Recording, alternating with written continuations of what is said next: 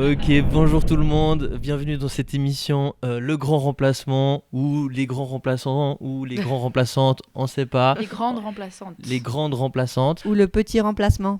Ou le petit remplacement. On n'a pas encore choisi le nom, on va pas remettre le débat aujourd'hui, parce que je vous cache pas que j'ai dit que c'était une émission de gauche, mais avec une qualité de droite. Pas à confondre avec la gauche caviar, bien évidemment. Mais finalement, c'est la deuxième prise parce que j'ai oublié de tout enregistrer. J'aurais tellement voulu avoir un chrono, j'ai pas de chrono. Oh! Là, il y a un chrono. T'as pas enregistré? J'ai pas enregistré. On a fait 40 minutes d'émission sans enregistrer. Ouais, mais parce que la régie n'est pas là. C'est parce que vous avez raté. Hein. Vraiment, c'était génial. Donc, je vais faire un petit débriefing. Oui, on avait commencé avec caféine. Deux autres objets cantonaux. Oui. Un objet cantonaux. On passe aux deux autres objets cantonaux.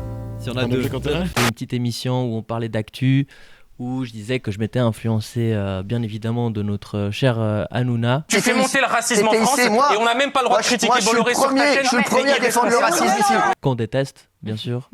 Et on s'était dit pourquoi pas faire de l'actu, pourquoi pas nous en parler et arrêter de laisser parler les autres qui en parlent de manière bête et méchante. Il y a plus de punaises de lit aujourd'hui. Est-ce lié à l'hygiène?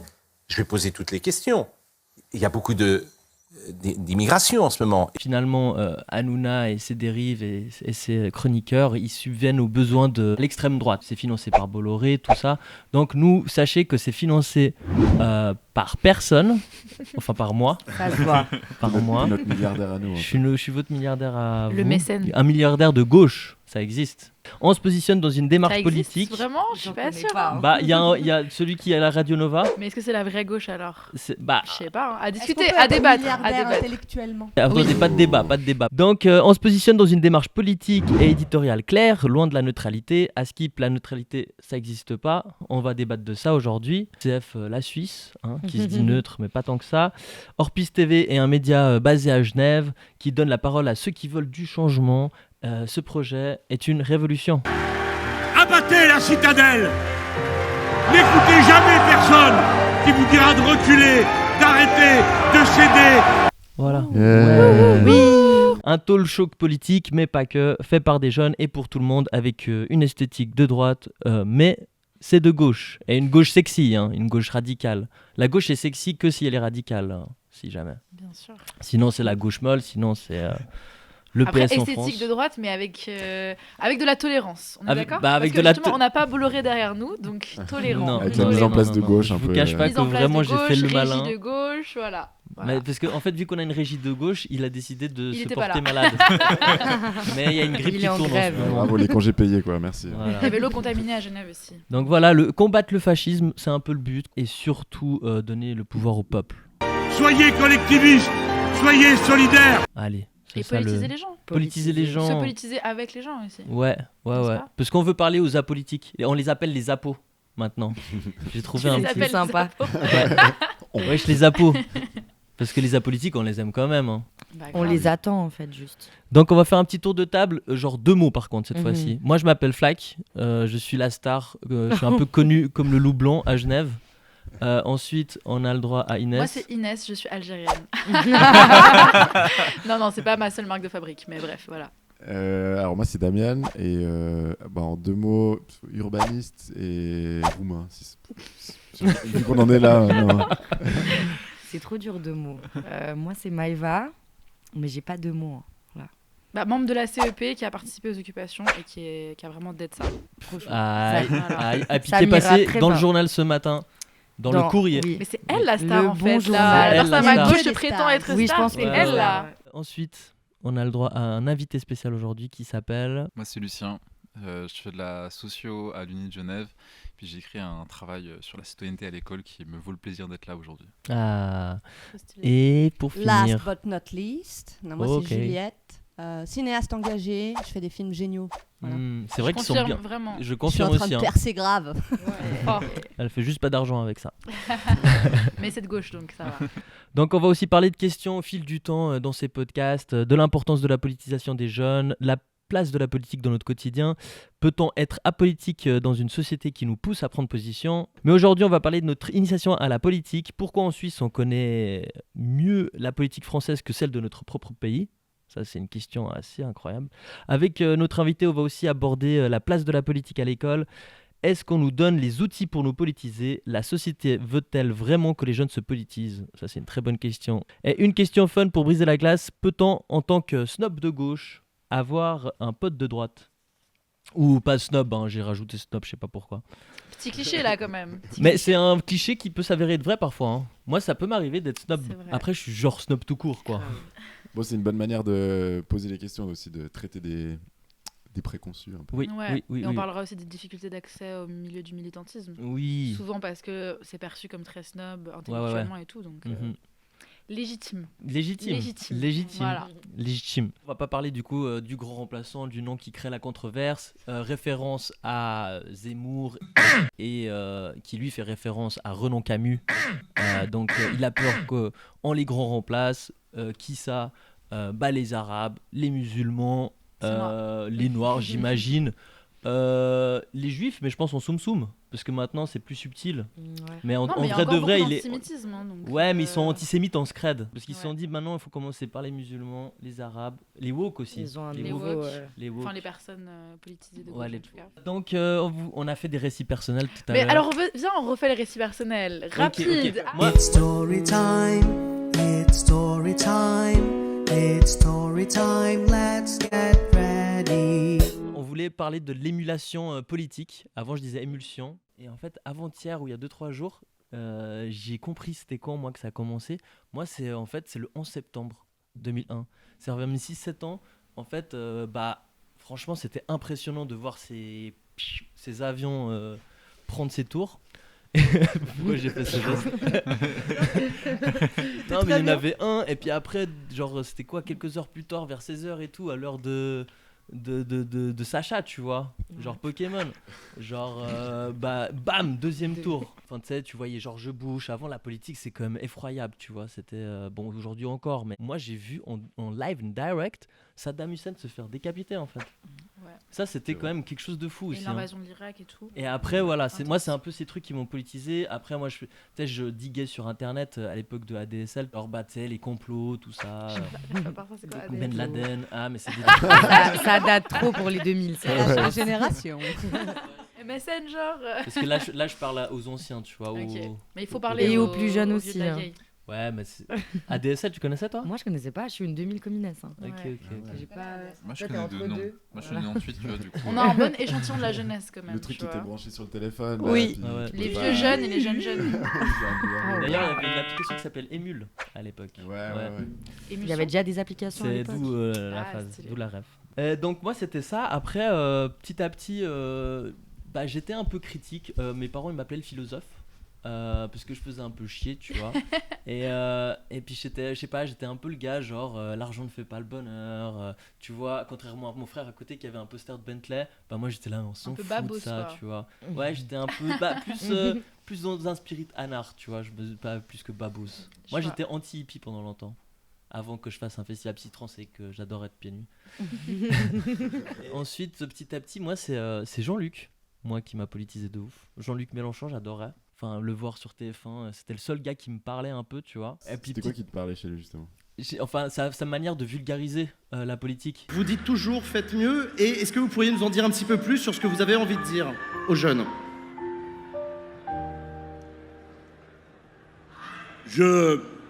Et puis franchement, ça me parlait plus ce qu'il disait. Tu sais, il était de manière plus humaniste, plus universaliste. Parce que moi, par exemple, j'étais assez anti... Chez nous, moi je suis kosovar, d'origine kosovar, mes deux parents, et on est beaucoup patriotes. Et puis finalement, c'est parce que moi, mes parents, ils sont pas vraiment comme ça, mais ils sont quand même fiers, tu vois, en particulier mon père. Mais c'est parce qu'à l'époque, tu vois, aussi, on vivait dans des pays où t'avais pas le droit aussi de revendiquer... d'où tu venais, ton identité, tu sais, tu pouvais même pas choisir ton parti finalement, sinon si tu ouvrais ta gueule. J'ai vu un truc, excuse-moi, je te coupe. Je t'en prie. Je suis allé voir juste une expo là sur un photographe qui a pris des photos en Ukraine, bref, et puis il mettait des commentaires sur certaines de ses photos, et il y en a une qui était un peu, un tag à la gloire de l'Ukraine, Ouais. et il mettait en commentaire que je sais plus comment, enfin je vais le paraphraser un peu, mais en gros il disait que à l'Est, le nationalisme c'est quelque chose qui est pas du tout mal vu, parce que c'était un peu la manière de s'émanciper, surtout de l'URSS. Ouais. Enfin, en tout cas pour eux qui étaient vraiment dans le grand URSS. Le bloc soviétique. Dans le bloc soviétique, exactement. C'était une manière de s'affirmer en fait. Ouais. Et en Occident ou à l'Ouest, en tout cas en Europe, c'est quand même vachement... Les nationalistes, on n'aime pas trop, mais Oui. à l'Est, probablement que chez toi c'était peut-être un peu ça aussi. Ouais, c'était ça. Les nationalistes, en fait, c'est revendiquer son identité tout simplement. Et puis après ça un peu. dépend où, une fois de plus, tu vois. Alors j'imagine qu'il y a nationalisme, mais Ouais. en tout cas lui il le présentait comme ça. Allemand, ça n'a pas donné de très bons résultats par exemple. Non, tu vois, mais c'était pas pour se défaire du joug soviétique. Bien sûr. En l'occurrence, je trouvais que ça faisait assez sens. Et puis après, ensuite, moi j'ai commencé à pas du tout kiffer l'école. On va en parler tout à l'heure de l'école. Enfin, jamais kiffé l'école personnellement. Et c'est arrivé l'arrivée des spliffs. Et puis du coup, après j'ai beaucoup fumé. Et finalement, j'ai arrêté. J'étais un peu curieux à l'époque. Tu vois, je lisais des livres, je m'éduquais. J'étais un peu un geek. Enfin, tu sais, je me cultivais, quoi. Et puis, il s'avère que j'ai fumé des spliffs en face de Voltaire, du collège à Genève. Et devant, il y a une librairie Fahrenheit 451. Et il y avait je sais pas si c'était un client ou. Parce que je crois que c'est pas le gars qui tenait le truc. Mais il m'a offert un livre un peu anarchiste comme ça. Et il m'a dit, quitte à fumer des spliffs, faut t'en lire, tu vois. Puis j'étais, putain, pas con. Mais finalement, j'ai jamais lu son bouquin. Oh, faut que tu le lises. Non, mais après, j'ai regardé des reportages, tu vois, et tout sur l'anarchisme. Et puis après, j'ai arrêté de me politiser. J'ai arrêté l'école, j'ai tout arrêté. Et puis je suis rentré dans le monde professionnel. Et c'est là où j'ai été apolitique pendant de longues années. Tu sais, au plus, relationnellement, être politisé, je trouvais que c'était compliqué avec les gens. Parce que t'es tout le temps en train de te critiquer, d'être critique. Et genre, j'ai l'impression que les gens, ils te trouvent chiant au final. Chamaille, quoi. Alors qu'à 14 ans, finalement, un mec aussi critique, waouh. En fait, j'étais surdoué, quoi. Et qu'est-ce qui fait que tu y es revenu ? En fait, on recommence sans caféine, où on parlait d'actu. Parce que moi, je lisais beaucoup le journal à l'époque, tu vois. Et puis, le fait de relire, ça m'a remis dans le bain. Et puis après, il y a le 7 octobre qui est arrivé, je vous cache pas. La Palestine, c'est un peu le symbole ça représente beaucoup de l'impérialisme, de tout ça, tu vois, de la résistance. Et puis finalement, ça me parle. Moi, mon pays qui a vécu un génocide en 99. Donc, je sais pas, moi, ça me parle de me défaire de ces... Tu sais, dans mon pays, on est encore avec... c'est comme toi en Roumanie, nous expliquais ça tout à l'heure. Notre sauveur, c'est les États-Unis. Et moi, j'ai jamais aimé les États-Unis. J'ai compris leur manège, tu vois. C'est genre sauver. Et puis finalement, par exemple, ils donnent de l'argent pour les aides humanitaires. Et puis derrière, ils donnent de l'argent pour les armes, quoi. Voilà, moi, c'était un peu mon histoire. Quelqu'un veut refaire cette petite histoire, toi? Je sais que tu voulais faire... Non, mais je pense que c'est important qu'on la fasse tous, tu vois. Après, de manière assez brève, tu vois. C'était pas si bref. Mais c'est pas grave. T'avais pas encore fait avant. Ouais. J'avais pas encore fait avant. Donc on l'a découvert avec eux. Mais t'avais pas enregistré, donc... mais non, mais ce que je voulais dire juste par rapport à ton histoire, c'est que c'est super intéressant comme on remarque que le système capitaliste tend à nous dépolitiser en fait. Ouais. Tu dis que c'est quand t'es rentré dans le milieu professionnel que tu t'es désintéressé de ça, mais pour toutes les raisons du système capitaliste qui font qu'en fait t'as plus le temps, qu'en fait t'as de l'argent et du coup tu veux consommer, et qu'en fait la consommation ça te pousse aussi à en fait oublier les mécanismes de domination derrière ce que tu consommes, tu vois. Et moi je trouve juste c'est important parce que tu vois, on veut parler aux apolitiques, mais c'est aussi de rappeler qu'en fait t'es pas apolitique par choix forcément, tu vois. C'est aussi ton contexte socio-économique qui fait qu'en fait t'as moins de cercles qui vont parler de politique, peut-être ta famille va moins t'en parler parce qu'elle est trop prise dans le travail ou peu importe. Et c'est même pas qu'une question de classe sociale, hein, ça transcende ça aussi, c'est vraiment un truc de milieu, quoi, enfin de système, pardon. Et du coup, comment je me suis politisée ? En gros, donc moi, je suis algérienne et donc je suis née dans un contexte familial très politisé, justement parce que mes parents ont vécu la guerre de décolonisation de l'Algérie. Mon grand-père faisait partie du FLN, j'ai plein de membres de ma famille qui sont morts à cause de cette guerre. Et du coup, j'ai toujours grandi un peu dans cette lutte, quoi, dans cette lutte de résistance. Et donc, quand j'étais jeune, 2004, je crois qu'il y avait des bombardements en Palestine, et du coup, j'en ai beaucoup entendu parler quand j'étais jeune. Et ça a vraiment fait naître en moi un peu un sentiment d'injustice globale. Et c'est pour ça que j'ai choisi de faire du droit, d'ailleurs. C'était dans la volonté de devenir avocate de la Palestine.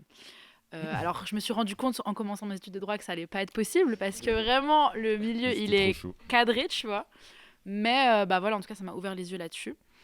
Et puis du coup, après, comme on disait, on fait partie de la génération 2000. Et donc, je pense que comme beaucoup de personnes de notre génération, on s'est grave politisé un peu à la fin du collège, quand il y avait les grosses manifs du climat. Et donc là, ça a été un peu le début d'aller dans la rue, de marcher de cette manière-là, de lutter de cette manière-là. Et en fait, en arrivant à l'Uni, je racontais à tout le monde que je me suis rendu compte pendant ce podcast que c'est Lucien qui avait... Enfin, c'est avec Lucien que j'ai eu une des discussions qui m'a le plus fait changer d'avis sur la société. Parce Lucien que du qui est coup, à notre gauche, bien évidemment. Lucien qui est ici, exact, à notre gauche toujours. Toujours à gauche. Parce que du coup, en grandissant comme une des seules personnes racisées dans un quartier blanc bourgeois, donc Champel, j'avais senti un peu toute mon enfance une pression de reproduire les codes de la blanchité, ce qu'on appelle white masking, voilà. Et du coup, je me suis dit, j'avais un peu adopté tous ces codes-là, dont notamment le code de méritocratie. En fait, pour réussir dans la vie, pour être perçu, pour être accepté et intégré, il faut avoir des compétences, un patrimoine matériel. Et donc pour ça, il faut bien sûr croire au capitalisme, se lancer dans l'économie libérale, etc. Mais j'avais toujours un peu une partie de gauche en moi, sociale, pour toutes les questions LGBTQIA+, féministes, etc. Et en arrivant à l'Uni, un jour, il y avait une discussion sur la fast fashion, une sorte de table ronde qui était organisée après un film. Puis je parlais à Lucien justement de cette économie libérale et blablabla. Et en fait, je me rappelle plus exactement ce qu'il m'avait dit, mais il m'avait retourné le cerveau et ça avait fonctionné. Et donc tout ça pour dire que, à quel point c'est important à mes yeux qu'il y ait des espaces comme ça qui soient créés, que ce soit via des associations, que ce soit via des collectifs, que ce soit genre vraiment des trucs qui peuvent ramener des gens, rassembler des gens, comme vous l'avez fait à la CEP notamment, tu vois, genre parler dans le hall des Unis, parler dans la rue, etc., à des gens qui connaissent pas forcément la cause. En fait, ça crée de la discussion et puis ça permet de se remettre en question. Même si de base, on vient vraiment de très loin. Et moi, je vous jure, genre en termes d'économie libérale, je venais de très très loin, quoi. Okay. Il y a quelqu'un qui veut se relancer dans son histoire ou pas? Alors moi, c'était, comme je le disais tout à l'heure, je pense que c'est venu beaucoup de l'origine de mes parents, en fait, de leur fuite du communisme. Et comme je disais, ma mère, elle a vraiment eu... je me rappelle avoir eu cette discussion une fois très jeune où elle m'expliquait que pour elle, la gauche, c'était inenvisageable, en fait, aujourd'hui. Et qu'elle avait carrément été jusqu'à prendre sa carte au parti du PLR. Aïe, aïe, aïe, tu la baltringues comme ça? Ouais. Je suis encore récemment allé relever le courrier chez eux et il y avait encore la mais newsletter. Non. Pourquoi tu leur prends pas? Petite larme. Oh, mais prends. Prends quoi? Quand tu prends les bulletins et tout, tu les voles. Moi, c'est ce que je fais avec ma famille. Ah ouais. Ça se dit pas, ça? Moi, si jamais, je pense qu'il faut les reprogrammer. Genre, faut reprogrammer leur algorithme et tout, tu vois. Je vais mettre des newsletters de gauche, des trucs comme ça. Vraiment. Hein. Tu sais, glisser un tract au milieu. Ouais. Ou s'ils ont Instagram ou Facebook, tu mates du contenu de gauche comme ça. Facebook, il y a des anciens là-dessus. Faudrait juste leur enlever Facebook d'ailleurs. Mais peut-être, finalement. J'avoue. Et je pense que c'est un peu ça les premiers éléments un peu de mes questionnements qui étaient liés à la politique. Et cette fuite un peu du communisme. Et puis, bref, ça m'a beaucoup interrogé. Et je pense aussi quand même, il y a eu une manif qui avait été organisée c'était plutôt pour les... Je crois que c'était uniquement pour les salaires des fonctionnaires ou que des profs. Okay. Et puis ma mère étant prof, elle a été toute sa vie, ça m'a beaucoup concerné. C'était un peu, je crois, la première manif peut-être où j'ai été. Prof de quoi? Prof d'anglais et d'italien. Ok. C'est marrant, les profs sont plus à gauche d'habitude. Ouais, pas les anciens ils sont à gauche. Ils sont à gauche que quand il faut 2 heures de moins, quoi. Non, abuse pas, lutte des classes. Augmenter les salaires et tout.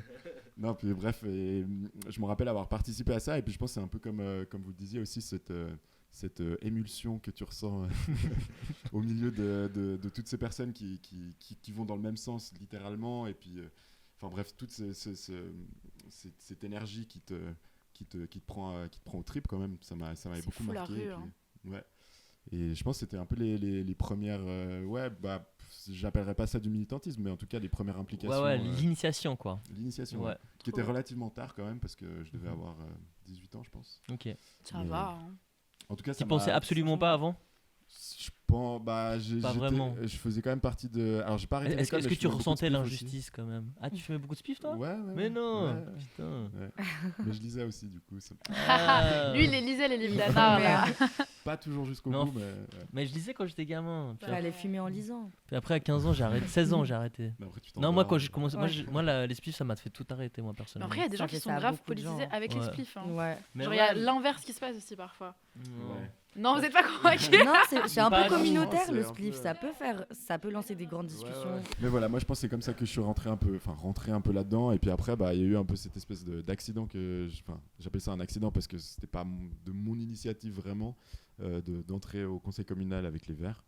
Et ouais, ça m'a un peu, ça m'a conforté dans l'idée qu'en fait, c'est aussi pour nous, quoi, la politique. Enfin, c'est pas quelque chose qui nous dépasse. Et une fois, je crois qu'on avait cette discussion et je me rappelais qu'il y avait ce truc, j'avais envie de faire des études pour comprendre en fait ce qui se passe autour de nous, principalement des injustices, enfin avec tout ce que ça implique, avec tous les niveaux que ça implique, et de comprendre un peu tout ça et puis pouvoir justement me rendre compte que c'est quelque chose qu'on peut aussi, dont on peut se saisir et puis influer là-dessus. Parce que surtout on laisse des gens nous gouverner, des gens un peu locaux, des gens bizarres. Ensuite. Mais pas toi, Damien.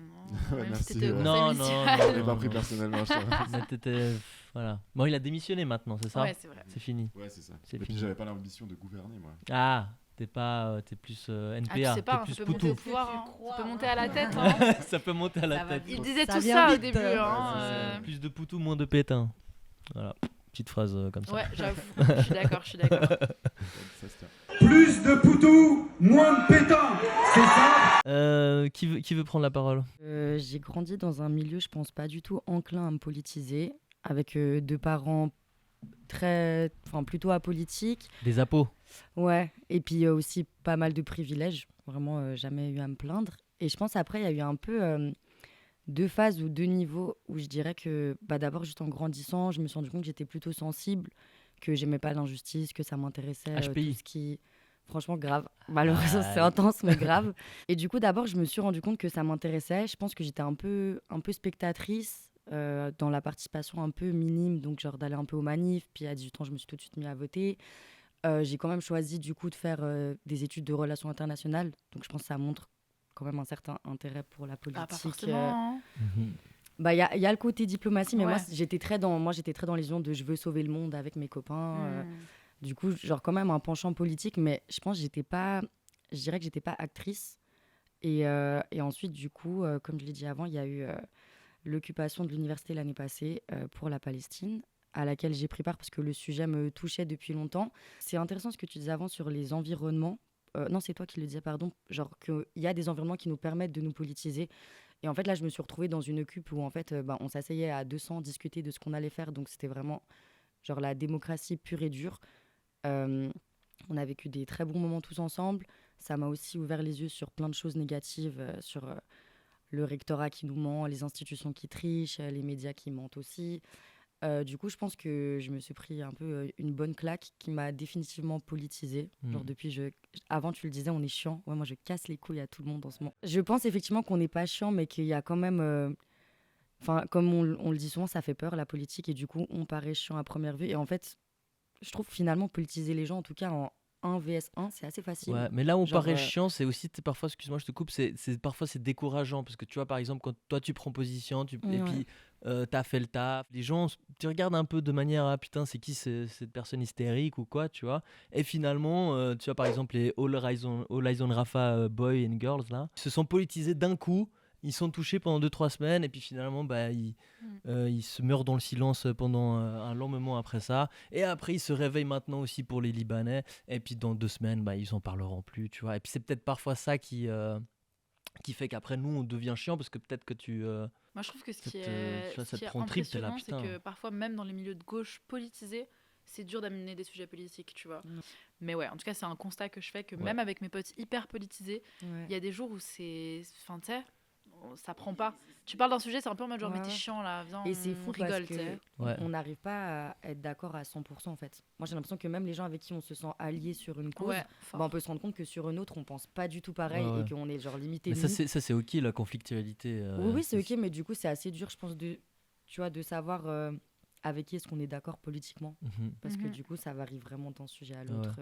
Après on n'est pas tous obligés d'être trop d'accord, mais il y a quand même des bases à avoir, quoi. D'où la gauche radicale. Mais tu vois, si c'est juste la gauche morale pour passer pour un mec bien et puis à côté regarder quotidien et relayer le quotidien, ça tire à balles réelles. Ils apportent rien comme changement, ils font juste de l'argent sur cette pseudo gauche morale, quoi. C'est contre-productif. Tu vois, parce qu'ils se font passer pour des mecs bien alors qu'à côté, c'est rien du tout. Moi, je trouve que ça apporte rien, ces émissions. Ouais, mais après, je trouve que même dans la gauche radicale, même quand t'as des bases morales hyper similaires, il y a des trucs sur lesquels tu disagrees profondément, tu vois. Oui. Et c'est là où ça coince, tu vois. Tu l'as dit avant, ça se voit beaucoup, je trouve, dans le féminisme. Genre, totalement. C'est une valeur qu'on défend presque toutes. Et en fait, après, dans les détails de cette valeur, on n'est pas toujours d'accord. Ouais. C'est délicat. Notamment dans l'intersection. Parce qu'il faut d'abord décoloniser le féminisme. Aussi. C'est toi qui dis ça.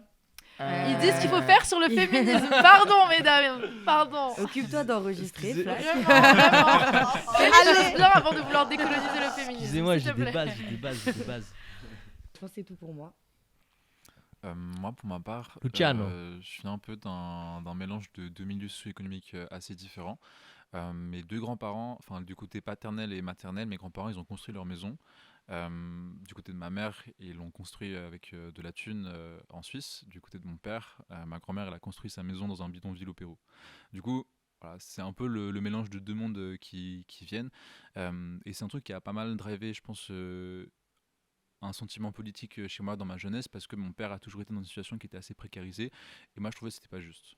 Et tout du long, en fait, je pense jusqu'à aujourd'hui, il y a pas mal des choses qui font mon drive politique. C'est est-ce que c'est juste ? Est-ce que les choses qui sont autour de moi, elles sont justes ou elles sont pas justes ? J'en parlais aussi. C'est pas toujours évident de savoir qu'est-ce qui politise ou pas. Je trouve le fait d'être membre de quelque chose, par exemple la grève pour le climat, quand on allait manifester dans la rue, je me sentais faire partie de quelque chose. Je pense quelque chose qui a participé à une politisation d'une certaine manière. D'un autre côté, j'étais chez moi, mes deux parents s'embrouillaient, je les aidais à régler leurs disputes. Je me sentais aussi avoir participé à la dynamique de la maison. Du coup, c'est aussi une autre forme de politique, et pour moi, ce qui a bien fusionné les deux, c'est l'associatif. Le bénévolat, c'est là où j'ai eu le plus d'occasions en tant que jeune de pouvoir participer au fait de faire tourner quelque chose. Dans les activités que je faisais, j'ai fait beaucoup de camps de vacances pour des enfants, et de l'autre côté, participer à la prise de décision au niveau de l'association. Ça aussi, c'était très fort dans ma politisation. Et au final, mes études au niveau de l'Uni, j'ai fait de la socio. Premier semestre, on parlait de Marx à fond. C'était grave intéressant. Go Marx. Go Marx.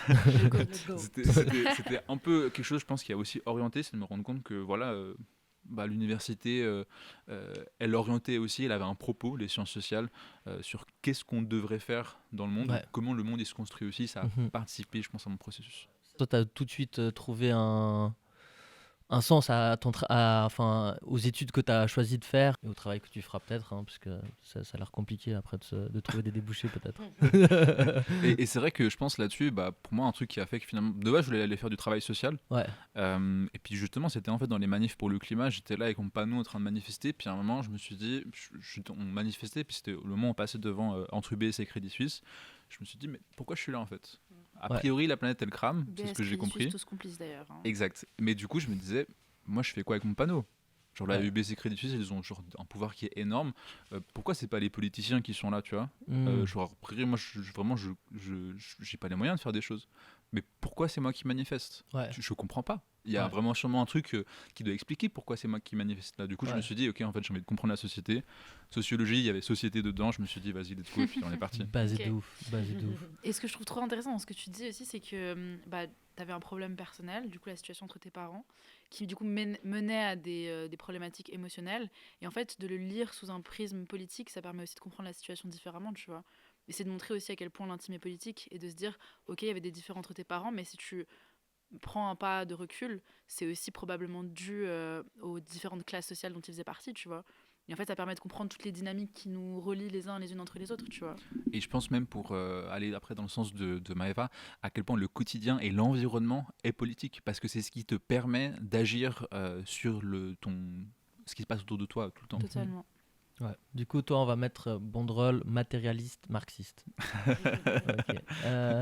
Juliette. Alors moi, j'ai deux parents gauchos, artisto, bobo, alterno, qui m'ont depuis très jeune emmenés dans les manifs. Ensuite, il y a eu un événement en particulier en 2003, il y a eu le G8 à Évian, donc pas mal de manifestations à Genève avec beaucoup de casse. Il y avait les Black Blocs de Zurich qui étaient venus. Et moi, j'habitais à Plainpalais et j'ai assisté à des affrontements entre la police et les Black Blocs et je me suis tout de suite dit que je voulais être du côté des Black Blocs. J'ai fait ma première photo anti-police qui quand même est assez révélatrice de ma position à cet endroit-là, à ce moment-là. J'avais 13 ans. Et ça, c'était où exactement la photo ? À Plainpalais, c'est en face du cimetière des Rois. Waouh, incroyable. C'était tes débuts dans l'image, quoi. Il y a eu pas mal de tags qui sont des tags qu'on voit encore et des slogans qu'on entend encore dans les manifs. No nation, no border, fight law and order. Donc voilà, je pense que cet événement m'a bien marqué. Et après, je me rappelle que, je sais plus quel âge j'avais honnêtement, mais il y a eu des bombardements à Gaza et mon père écoutait ça à la radio. Et je lui ai demandé si la bande de Gaza, c'était un groupe de musique. Oh, wow. Voilà. Et du coup, il m'a dit, assieds-toi. Faut qu'on parle. Tu vas pas aller à l'école aujourd'hui, je vais t'expliquer. Et voilà, la preuve que t'apprenais pas ça à l'école, tu vois. Non, clairement. Après, je pense que j'étais vraiment, je sais pas honnêtement quel âge j'avais. Mais du coup, voilà, moi j'ai été... on m'a raconté ce qui se passait en Palestine d'un point de vue de la justice en fait et du droit international où mon père se positionnait de ce côté-là et donc effectivement le 7 octobre a réveillé et révélé beaucoup de choses, mais c'est vrai que c'est un sujet qui en fait voilà, j'ai toujours été sensible aux injustices et je pense que c'est une des plus violentes et une des plus longues injustices de l'histoire du monde en fait, ce qui se passe en Palestine. Et du coup voilà comment ça se recroise. J'ai intégré des collectifs militants genevois différents et on a fait des occupations. Enfin voilà, j'ai un peu connu aussi le militantisme genevois. C'est pas une très bonne expérience pour moi, mais on en parlera plus la prochaine fois. Mais du coup voilà, j'ai un engagement qui fait aussi que j'ai besoin de sortir dans la rue, même si je sais que souvent ça sert à rien. Mais de se voir entouré de gens qui ont la même, c'est un lieu de politisation, qui ont la même colère, qui ont la même émotion sur des sujets en fait qui nous dépassent et en même temps on a envie de l'échanger. Et c'est un lieu où tu rencontres, où tu échanges. C'est ça, et c'est aussi un lieu d'expression en fait. C'est le seul qu'on nous laisse. Mais je pense encore difficilement, on nous le laisse vraiment. Mais je pense que c'est important de l'investir et je pense que c'est important de le réinvestir en bordélisant aussi les manifs. C'est-à-dire que quand on a la possibilité et le privilège de pouvoir le faire, parce que je suis consciente de mes privilèges, je pense qu'il faut aussi un peu retourner le système dans ces moments-là. Et ça manque à Genève depuis quelques temps. C'est des paroles qui ne t'appartiennent qu'à toi. C'est moi qui dis ça, bien sûr. C'est l'extrême gauche, là. C'est vrai que c'est un droit très menacé. C'est à ta gauche, comme par hasard. En France, c'est déjà très limite, le droit de manifester. En Suisse, ça commence aussi. Ils ont interdit des parcours de manifestation. Mais déjà, rien que la liberté économique. Demander une autorisation de manifester, c'est contre le droit de manifester. Au-delà du droit, là-bas, ils se font canardé quoi. Par exemple en Allemagne les mecs en Allemagne c'est violent. Je sais pas si vous avez vu mais c'est en mode coup-poing là-bas hein. Alors c'est même pas du nassage je sais pas quoi, c'est en mode ils ont arrêté un gosse de 10 ans la semaine passée en Allemagne parce qu'il y avait un drapeau oui quand il court après la vidéo elle est atroce vraiment il est minus, il est entouré de 20 policiers. Aïe putain, je sais plus sur quoi je voulais revenir. Parce que toi tu disais, toi t'as voté assez tôt. Vous savez quoi, je peux vous avouer quelque chose. Non, Flag. Il y a que 34% de votants à Genève. Voilà, j'ai voté que 2 fois. Allez. Bah, tu sais que moi j'ai plus envie de voter moi. Ah non, mais non, dis pas ça, faut voter. Non, mais c'est un sujet important. Alors il y a pas de sujet. Parce que je trouve dans le travail de Lucien, il y a un moment donné où tu dis que je sais plus, faudrait que moi, je me pose la question de plus en plus parce que je me dis ça sert à rien. Je fais partie d'une minorité en fait. On en parle après. Je peux dire, c'est une bonne transition. Moi, je peux juste dire un chiffre pour rebondir à ce qu'elle a dit. Pardon. Si jamais juste que tu saches, au siècle passé en Suisse, on a plus voté que dans le reste du monde réuni. Ah ouais. Ouais. Et du coup, je sais que ça fait chier. Mais il faut vraiment qu'on se rende compte de la chance qu'on a du nombre de fois qu'on nous laisse voter. Et puis je vois pas à quoi ça sert de ne pas voter. Non, mais on a la chance de voter, mais aussi, il faut pas se mentir et se voiler la face. Parfois, c'est aussi inutile. Et il y a aussi un sentiment d'impuissance. C'est très décourageant, surtout en Suisse où t'as une grande barrière en tout cas entre la Suisse romande et la Suisse alémanique où tu vois que tu te sens minoritaire en fait à chaque fois. D'ailleurs, on va direct arriver à la question pourquoi en Suisse on connaît mieux la politique française que franchement celle de la Suisse quoi finalement.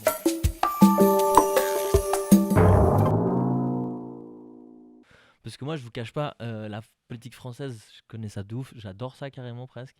Je crois que c'est un peu le début de la réponse, c'est un show en fait. C'est vrai que c'est vraiment un nouvel épisode chaque jour, c'est différent. Bon, après, ça me fait pas de rire de ouf en ce moment. Mais il n'y a pas tous les shows qui sont marrants. Mais là, on serait français. C'est un show dramatique là, vraiment pour le coup. En vrai, là, ça m'a saoulé, ça m'excite même plus trop. Mais est-ce que vous pensez pas aussi qu'il y a un truc où le système suisse est plus complexe ? Il y a ce truc de cantonal, fédéral, plusieurs conseillers. Et toi, tu dis, c'est là que je veux te citer, tu dis pour que des citoyens puissent participer au processus décisionnel, le monde politique doit leur être compréhensible. Et je pense qu'il y a un truc d'opacité aussi, en tout cas pour moi, où en fait, j'ai l'impression que je comprends mieux le système politique français que le système politique suisse, et que du coup, tu t'y intéresses plus aussi, parce qu'il y a peut-être des personnalités un peu plus charismatiques, ou alors, tu vois, il y a ce truc-là du show, mais il y a aussi un truc plus accessible. Je trouve. Après, tu peux. Je sais pas à quel point ta question est vraie, pas que pour la Romandie. Tu vois, parce que pour toute la Suisse allemande, je pense qu'ils connaissent pas la politique française, peut-être qu'ils connaissent la politique allemande. Mais on sait que, en tout cas, la Romandie est moins politisée, ça se voit en termes de chiffres, que justement les Suisses allemands. Et je me demande à quel point eux, ils s'y connaissent peut-être mieux que nous. Après, il y a un monde où genre, j'ai l'impression que, vu que le pouvoir est présidentiel de ouf, tu peux passer de Macron à Mélenchon, Inch'Allah. La République, c'est moi En 2027. Mais en fait, du coup, le changement, parce que moi, en tant qu'universaliste, parce que j'ai l'impression que, oui, j'aimerais bien qu'on soit heureux en Suisse, tu vois, mais on l'est suffisamment, tu vois, contrairement à dans le monde. Genre, et puis je pense qu'il y aura beaucoup plus d'impact dans un changement en France, qui fait partie quand même des pays les plus puissants dans le monde. Je pense que ça doit venir beaucoup aussi juste de leur puissance passée ou encore actuelle aussi. Ouais. Elle est passée. Elle est passée, là. Je pense qu'ils le comprennent gentiment. Pour la pseudo-démocratie que c'est actuellement. Mais disons que leur rôle colonial, notamment, il fait que, en fait, quand tu contrôles je sais pas combien de pourcents de la terre, et en fait, tu prends une décision, ça a beaucoup plus d'impact, bêtement, un peu genre. Mécaniquement. Mais du coup, est-ce que continuer à donner de l'importance à l'avis de la France sur la Palestine, c'est pas continuer à reproduire un système colonial? Tu vois ce que je veux dire? Pourquoi est-ce que ça nous intéresserait pas de savoir comment est-ce que le Vietnam reconnaît, ce statut sur la Palestine? Après, je sais que c'est très idéaliste, mais je dis juste que le focus, il est aussi à tourner, et puis c'est aussi nous qui donnons le pouvoir international à ces pays. En Vietnam, t'as abusé aussi. C'est parce que tu vas au Vietnam bientôt. Donc. Mais du coup, juste pour rebondir sur ce que tu disais... Ceux qui sont pro-palestiniens. Je suis pas entièrement d'accord avec ce que tu dis par rapport au fait que la Suisse a moins d'impact. Moi, je pense qu'au contraire, la Suisse, c'est central. La Suisse, on a l'argent du monde entier. La Suisse a l'argent du monde entier. On a elle un investit pouvoir dans les industries économiques de malade. Totalement. Et puis surtout, diplomatique ouais, aussi. mais le changement elle a le rôle est moins diplomatique radical. de la neutralité, tu vois. Parce que tu vois, avec cette démocratie semi-directe, j'ai l'impression que, par exemple, tu peux pas passer genre de gauche à droite direct. Tu parlais juste de passation de pouvoir. De passation de pouvoir. En fait, le changement, il est efficace. Mais c'est pas entièrement vrai ce que tu dis. On change l'Assemblée nationale, on la met à majorité à gauche et le pouvoir mais là, change. En France, là, tu changes carrément tout le fonctionnement. Ils vont pas l'Assemblée à chaque fois. Tu vois. C'est vrai que normalement, ça se fait par. Parce que qui peut expliquer la politique suisse vite fait la différence entre la politique suisse et la française? C'est pour donner la parole à notre. Lucien. Je pense pas que j'ai toutes les compétences pour faire ça. Par contre, je pense un truc qui est vraiment différent entre la France et la Suisse, c'est les questions des échelles intermédiaires. Genre les cantons, il y a cette vraie question de répartition des pouvoirs entre le niveau fédéral et le niveau des cantons. En France, pas trop. Ce niveau-là, il prend le niveau. Tout est centralisé parce que carrément, même si tu veux faire un changement à Annemasse, il faut que ça passe par Paris de nouveau. Tu vois, c'est pas. C'est ça. Et du coup, pour moi, je pense que ça, c'est une des choses qui caractérise le plus la Suisse à ce niveau-là, c'est dans sa lenteur. Mais c'est dans sa lenteur de recherche de compromis. Alors, ce qu'il n'y a pas du tout, cet enjeu-là en France, comme tu dis, c'est je suis plus fort que les autres, je prends les décisions. Et ça a ses avantages. J'ai eu l'occasion de participer plus à un mouvement de jeunesse dans lequel je suis investi, à des rencontres au niveau fédéral. C'est trop stylé. Là, je travaille sur un projet, ça fait genre 3 ans. Du coup, j'ai découvert ce que c'était un consensus. Je savais pas avant. Je savais pas à quel point en fait un consensus, quand tu es vraiment d'accord avec quelqu'un, c'est stylé. Par contre, pour trouver un consensus, on a mis 3 ans. 3 ans pour trouver en fait vraiment des choses. Pour que tout le monde soit d'accord. Mais la démocratie, c'est là, on est vraiment là-dessus. Et nous, on était vraiment dans les meilleures conditions possibles. Au Parlement, ils y sont pas du tout. Tu as beaucoup plus de conflits d'intérêts, tu as les lobbies qui sont là genre derrière, ils ont une puissance énorme. Nous, les Français, ils rigoleraient. Déjà, nous, on se fout de la gueule des Français. Si les Français regardaient à quel point les lobbies en Suisse, ils ont de la force. Ouais. Attends, mais là, vraiment, c'est un délire. Mais d'accord. D'ailleurs, le plus gros groupe d'amitié à l'Assemblée nationale, c'est le groupe d'amitié avec Israël. Je sais pas si vous saviez ça. Excuse-moi. Alors, déjà, je fais juste un petit topo sur comment fonctionne la politique suisse pour nos spectateurs et spectatrices. En fait, on a donc comme tu as dit, on a 2 échelons. On a le cantonal et le fédéral. On a aussi le communal, mais c'est moins important en termes de décision. Et on vote beaucoup plus, genre chaque année, 2-3 fois. Et on vote beaucoup plus. Et donc, comment se répartit le pouvoir? En fait, il y a un exécutif qui est... Donc, c'est les personnes qui vont appliquer les décisions. C'est nos présidents-présidentes. Vous connaissez le président en Suisse? Personnellement, je ne connais pas. Le président qu'on met en... Il tourne de toute façon. Il tourne, mais est-ce que vous savez qui c'est là maintenant? Attends, il n'y a personne qui le connaît là? Moi, je ne sais pas qui c'est actuellement. Moi, je peux vous le dire. Moi, j'aurais dit Cassis aussi. C'est Cassis. C'est Cassis cette année? Ah bah oui, on n'arrête pas de l'insulter en manif. Exactement. En gros, l'exécutif s'appelle... Complice. Exact. Et Crédit Suisse et UBS. Mémotechnique, Cassis complice. Et donc, en gros, l'exécutif, donc les personnes qui ont la charge présidentielle, gouvernementale, elles sont 7. Et le président qui représente la Suisse à l'étranger tourne tous les ans. Donc ça, c'est l'exécutif, c'est les personnes qui mettent en exécution les différents ministères et les politiques publiques. Et à côté de ça, on a 2 chambres qui forment l'Assemblée nationale. Donc une chambre qui est le peuple et une chambre qui est le canton, mais c'est pas très important. Et en gros, ces personnes-là, elles sont élues par le peuple directement et les cantons. Et c'est elles et eux qui font les lois. D'accord ? Et donc c'est ce que disait Lucien, en fait, au sein de ce Parlement, donc qui a quand même beaucoup de pouvoir parce que c'est eux qui écrivent les lois, c'est eux qui reçoivent les référendums, etc. C'est à eux qu'on propose des initiatives, etc., etc. Donc eux, il y a beaucoup de groupes d'amitié au sein de cette assemblée, ou de lobbies, ou de personnes même directement impliquées dans des industries pétrolières ou dans des industries d'armement qui font partie de ce Parlement et qui du coup permettent de faire la pression économiquement. Et donc un des groupes d'amitié principaux, c'est le groupe d'amitié avec Israël, qui est formé, je crois, de 50 membres. Et donc en fait, il y a 50 membres à l'Assemblée nationale qui sont ouvertement en lien avec Israël et qui défendent les intérêts d'Israël au sein de notre Parlement suisse. Et donc ça, je suis désolée, mais c'est pas un show Netflix, c'en est un, tu vois. Donc c'est aussi comment est-ce qu'on présente la politique. Et c'est ce que tu disais, c'est comment est-ce qu'on donne les outils aux Suisses de comprendre à quel point notre politique est aussi intéressante et à quel point elle a de l'impact et de l'importance. Et quel est notre rôle sur la scène internationale aussi, quoi. Juste pour la petite précision aussi, c'est ce que tu as décrit là en termes de répartition, ça existe au niveau fédéral, au niveau cantonal et au niveau communal. Ouais. C'est que tu as les 3 échelons. Ouais. Pour moi, le communal est quand même très important parce que... Oui, pardon, je l'ai un peu balayé alors qu'en plus t'étais conseiller communal. Non, mais... le communal, on s'en va les couilles. J'ai dénigré la Suisse tout à l'heure. T'as les Lyonnais, on prend cher là. Non, mais pour dire, parce que pour moi, le niveau communal, justement, il est hyper important parce que justement, c'est quand même celui dans lequel, en tout cas moi personnellement, parce qu'en plus j'y ai participé, tu te reconnais le plus en fait. Parce que tu as un lien direct avec ce que tu discutes, ce que tu décides éventuellement. Et c'est pour moi une des grandes différences avec ce qui se passe en France, parce qu'on prenait le parallèle. Le micro, il est grave directionnel, mon ref. Ok, pardon. C'est que tu peux aussi agir justement très proche de chez toi, en fait. Bêtement, tu vois. Enfin, ouais. Et je pense que c'est une action locale, quoi. Exact. Vraiment. Et cette connexion-là que tu peux avoir, pour moi, elle est assez importante, mais qui explique pas forcément qu'on connaisse mieux quand même. Pour moi, je reviens sur le show. Hein. Ouais. Et puis, ce que je pense que c'est ça qui m'attire de ouf. Je pense qu'en fait, on connaît beaucoup plus les personnalités en France et pas en Suisse, justement, parce qu'ils sont peut-être un peu plus effacés derrière le processus, le système. Ouais. Mais en fait, c'est tellement une mascarade la Suisse. C'est tellement une mascarade la Suisse parce que finalement, tu vois, les gens se foutent de la gueule des Français, extrême droite, mais finalement, le parti le plus. Nous, on a l'UDC, quoi. Et franchement, ils sont grave extrémistes aussi. Ils sont grave affiliés aux néo-nazis. Ils sont grave. Et finalement, ils sont grave présents. Genre, je crois que c'est le premier parti suisse dans le monde, quoi. Dans la Suisse. Le premier parti suisse dans le monde. Let's go. Mais je me déteste. On peut continuer sur la question encore un peu. Peut-être quand même juste un truc, hein, parce que c'est vrai, ok, UDC c'est chaud. Par contre, au moins UDC, il représente de ouf la population paysanne. On rigole, hein, mais genre on a eu des présidents du pays, c'était des paysans. Ce serait inconcevable dans d'autres pays, et ça c'est quand même une force du système suisse. Après, il y a des gros problèmes quand même dans la culture paysanne et genre ce que ça peut apporter, on le voit avec l'UDC. Contrairement aux grandes villes qui, elles, sont de gauche. Juste la petite nuance, c'est que ça reste quand même des grands propriétaires terriens. C'est quand même... on a eu un paysan, je sais pas si tu pensais à Bleucher, mais il est quand même milliardaire. Ouais. Mais pas que, il y a aussi des petits paysans à l'UDC. T'as pas vu le film sur lui ? On voit sa baraque et tout, avec tous ses tableaux. Bleucher, c'est une dinguerie. Je savais qu'il était millionnaire, mais on parle de Bleucher, mais c'est la famille Bleucher, parce qu'il est pas tout seul.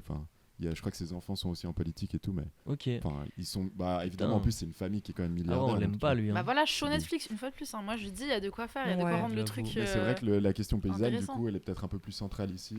Mais et je pense que ce que tu soulignes justement c'est quand même important parce que tu parles de la famille Bleucher. Il y a quand même une classe politique en Suisse. Il n'y a pas n'importe qui va devenir politicien. Et je pense qu'il y a un truc qu'on a moins qu'en France, c'est aussi des médias qui traitent bien de la politique ou qui en traitent tout court, qui sont accessibles aux plus jeunes. Y a beaucoup de gens qui se plaignent que en fait, rien qu'un bulletin de vote, c'est trop difficile à comprendre. Et on manque, en fait, pour moi, on manque de traduction, de banalisation de tous ces termes, de tous ces sujets. Ouais, mais il y avait une émission, enfin, il n'y avait pas une émission, je sais très bien qui c'est. Usul disait dans une de ses émissions, voilà, que en fait, une démocratie, c'est pas uniquement le droit de vote, mais c'est aussi tous les moyens d'accès au vote. Ouais. Et ça passe par l'éducation, comme on va en parler là tout de suite, mais aussi par les médias, et aussi par la libre formation de l'opinion, et aussi par des lobbies pas trop présents dans ton pays, et aussi par pas de pression quand tu vas voter ou pas voter, etc., que tu puisses voter librement, quoi. Et puis en Suisse, du coup, on a ce privilège énorme d'avoir le droit de voter autant de fois qu'on veut, sur tous les sujets qu'on veut, de lancer des initiatives, des référendums. Enfin, c'est incroyable l'outil politique et démocratique qu'on a. Mais par contre, en termes de libre formation de l'opinion, c'est catastrophique. Et là, on l'a vu récemment, je ne sais pas si vous saviez, mais on a voté pour que la retraite des femmes soit poussée à 65 ans. On l'a voté sur la base de quoi ? D'un message du Conseil fédéral qui nous disait « Ouais, allez, on va grave manquer de thunes, on a un déficit de 4 milliards, c'est trop la merde, il faut financer les retraites. » Et puis, 3 ans, 4 ans après la votation, on s'aperçoit qu'ils se sont trompés. En fait, on a trop de thunes. Ouais, ça c'était combien ? Et du coup, ils mettent 4 milliards dans la... Ils ont mis 4 milliards. Je crois que c'était 3 milliards. Je sais plus, ils se sont trompés d'une grosse marge en mode, genre, en fait, on aura plus de thunes que prévu. Et nous, on a voté sur un truc qui n'était pas réel. Ils avaient juste déplacé la virgule pas au bon endroit. Puis... Non, ça c'était hardcore. C'est en Suisse, entre 3 milliards, 30 milliards, c'est pas comme si on allait la revoter, quoi. Bah si, ça peut être revoté, parce qu'on a quand même des outils de remise en question de votation. Donc non, d'abord, avant de parler du travail de Lucien, on va parler de qu'est-ce qui n'est pas politique. Donc en fait, vous savez... À quoi ça sert ? Ça veut dire quoi, ça ? Pourquoi c'est comme ça ? C'est où ? C'est qui, lui ? Un jour, une question. Qu'est-ce qui n'est pas la politique ? L'apolitisme est souvent perçu comme une forme de neutralité, mais en réalité, cela peut servir la pensée dominante, souvent alignée avec la droite, et même parfois l'extrême droite. Donc j'ai demandé à ChatGPT qu'est-ce qui n'était pas politique. Donc il m'a dit en premier lieu les sports et les loisirs. Je pense qu'il a bien badé. Donc il a proposé... N'importe quoi. Attendez, parce qu'il a proposé le jogging ou le yoga. Ça, c'est hyper Moi, politique. je peux te dire, c'est politique. Par exemple, le jogging, les femmes ont beaucoup de risques de se faire tuer lorsqu'elles courent toutes seules la nuit. Donc, ça soulève plein de questions de la situation pour les femmes. Je l'ai pas vu venir celle-là. Le yoga, c'est de l'appropriation culturelle. Il y a une réappropriation des blancs, en fait. Ouais, yoga, c'est vers libéraux. C'est même vert, hein, honnêtement. Moi, je propose quand même qu'on continue juste parce qu'il y a quand même des nuances dans qu'est-ce que c'est la politique ou sur de quoi on parle en politique. Du coup, peut-être quand même qu'est-ce qu'il raconte ChatGPT. Moi, je vais juste demander des exemples par ChatGPT. Enfin, je vais juste demander des exemples, quoi. Donc, premier lieu, il a dit les sports et les loisirs. Parce que tu voulais que je revienne sur quoi, en fait ? J'ai pas compris. Il voulait que tu continues la liste. Ah, tu veux que je finisse la liste d'abord ? Peut-être qu'il y a un truc qui ressort quand même. Hein. Il y a des activités qui ont un lien commun ou pas. Les sciences fondamentales, il disait mathématiques, physique. Pardon. Mais moi j'ai dit le théorème de Pythagore. À quel moment il pourrait être politique, le théorème de Pythagore ? Bah, il est politique justement. C'est quoi déjà le théorème de Pythagore ? C'est celui où tu dois faire hypoténuse plus b carré égale c carré. Ah, ok. Et tu sais quoi, j'ai fait mes recherches sur le théorème de Pythagore. Je suis venue mais préparée en fait. Il a déjà été découvert avant, non ? Et en fait, Pythagore, c'est pas la première personne qui l'a découverte. Mais et dire que c'est Pythagore, c'est colonialiste en fait. Parce que la personne qui l'a découverte s'appelle... C'était un arabe. Exactement. Je te jure, en fait, ce qui est intéressant dans ce jeu, c'est que tu peux balancer des idées de ce que tu penses être apolitique et tu te rends compte en cherchant autour du sujet que c'est à peu près impossible de rien trouver. Il a souligné ça à la fin, ChatGPT, où il disait qu'à la fin, tout pourrait être finalement, mais indirectement, lié à la politique. Mais moi, je pense que c'est très direct parce qu'en fait, tu vois, quand on choisit de nommer un théorème qu'on utilise aussi fréquemment dans les mathématiques, Pythagore, en fait, on fait aussi un choix, tu vois, directement de quelle vision de la société on veut raconter, tu vois. Et du coup, le mathématicien qui l'a inventé, c'est un mathématicien arabe qui s'appelle El-Battani, qui a aussi été à l'origine de plein d'autres théorèmes de mathématiques. Tu savais que j'allais parler de théorème de Pythagore mais ou non, pas ? Je savais pas, mec, c'est fou, c'est fou. Parce qu'en fait, moi, j'ai posé la même question à ChatGPT. J'ai aussi le théorème de Pythagore dans mon carnet. Putain, je suis mort. Mais ok, en gros, ce que je voulais dire, c'est qu'on a souvent tendance à se dire, ok, mais les mots, ils sont neutres, ok, genre, cette table, elle est neutre. Alors qu'en fait, non, tu vois, genre, on choisit de mettre les choses d'une certaine manière, de les présenter d'une certaine manière pour raconter le monde comme ça nous arrange. Et même les mots qu'on choisit, comme tu as dit. Bien la sûr. façon dont on nomme les choses, elle a un impact aussi sur comment on les voit et ce qu'elles racontent. Ouais. Moi, j'ai l'impression que tout ce qui relève d'un choix, à un moment ou à un autre, quelque part, c'est ça la politique. Et qu'est-ce qui est fait sans choix Mais est-ce que parfois on nommait pas le choix, tu vois, on oublie qu'il y a eu un choix quelque part. Mais je pense que même c'est ça la politique aussi. On le cache des fois. Tu vois, genre la société, c'est aussi de cacher la façon dont elle a choisi telle ou telle chose. Par exemple, quand tu étudies en géographie tous les concepts, que ce soit continent, état, tu te rends compte que c'est vraiment arbitrairement des hommes blancs qui ont choisi, par exemple, les continents, les a répartis de la manière dont ça arrangeait l'Occident. Alors que quand tu analyses la définition d'un continent, c'est un morceau de terre séparé par de l'eau et aucun continent correspond à ça géographiquement parlant. Ouais, toutes les frontières qui ont été en géographie, à chaque fois, les gens ils disent les continents, c'est pas défini. C'est ça, hein, non? Bah alors, suivant les écoles, il y en a entre 3 et 7. Ok. Donc effectivement, il n'y a pas du tout de consensus là-dessus. Il n'y a pas de consensus là-dessus. Il y en a eu à un moment, mais imposé par la politique en fait, par les voix dominantes. Bah, les cartes, par exemple, justement. Si on les cartes, la déformation de la Terre. C'est le truc le plus politique, ou en tout cas qui est extrêmement. Peut-être qu'ils trouvaient que c'était le meilleur point de vue, tu vois. Bah, celui qui est centré le graphiste. sur nous, ouais, clairement. Celui qui est centré sur nous, mais même celui une carte, il y a 1000 façons de représenter le monde en vrai. Pourquoi est-ce que l'Europe est au milieu, tu vois? Là, parce que la Terre, elle est pas plate, c'est ça? Je sais pas si vous aviez eu ça. Moi, j'avais eu ça au collège, qu'en fait, on faisait l'essai de mettre la carte à l'envers et de mettre l'Afrique en haut et l'Europe en bas, tu vois. Mais c'est les cartes australiennes, hein. Et les cartes australiennes, même en Afrique, ils ont des cartes comme ça. Mais c'est l'Australie qui est au centre, tu vois. Oui, exact. Dans les cartes australiennes. Alors que là, c'est vraiment genre comme si on avait une carte à laquelle nous on est habitués dans nos écoles suisses, mais juste à l'envers. Et du coup, l'Afrique est au-dessus et l'Europe en dessous. Et du coup, tu te rends compte en fait à quel point le choix même de l'orientation de la carte qu'on nous montre depuis tout petit est orienté et biaisé. Même la taille. Dans la carte, il y a la projection que tu choisis. La taille de l'Europe par rapport à l'Afrique est gigantesque. Elle fait le monde entier si jamais. Elle est pas du tout. Ça, c'est dû. Elle correspond pas à la réalité. C'est dû à la projection qu'on a choisie en Europe, qui est celle de Mercator. Et en fait, il y en a d'autres qui permettent de déformer différemment la Terre. Celle-ci, en fait, elle respecte donc pas les tailles, mais les contours. Et il y en a d'autres qui permettent de respecter les proportions, mais qui font plus les bons contours. En fait, tu dois déformer quand tu veux représenter un globe à plat. Et le choix qu'on choisit comme déformation en dit beaucoup sur ce qu'on veut inculquer, en fait. Oui, et même la Russie qui est 1000 fois plus petite que d'autres pays. Bah, c'est aussi tout simplement. Algérie, moi, ça m'a fait bader, hein. C'est big de ouf, frère. C'est gigantesque. Et c'est génial aussi. Mais voilà. Après, c'est pas la taille qui compte. Hein, c'est c'est ce que tu Je voulais juste dire un truc. C'est le goût. Tiens aussi veut parler. Vas-y, Lucien. Peut-être, du coup, si je peux jouer une forme d'avocat du diable, il y a quand même un problème dans le fait de dire que tout est politique. Pourquoi ? Parce qu'après, du coup, il y a comment on utilise le terme politique. Si tout est politique, bah, c'est même plus très intéressant de dire que tout est politique. Du coup, est-ce qu'on peut mettre des nuances là-dedans ? Du coup, j'ai un exemple pour vous. La relation élève-prof, c'est aussi politique, on est d'accord, mais c'est pas exactement le même type de politique que tout ce qu'on a dit là. Pourquoi ? C'est quoi la différence entre les deux ?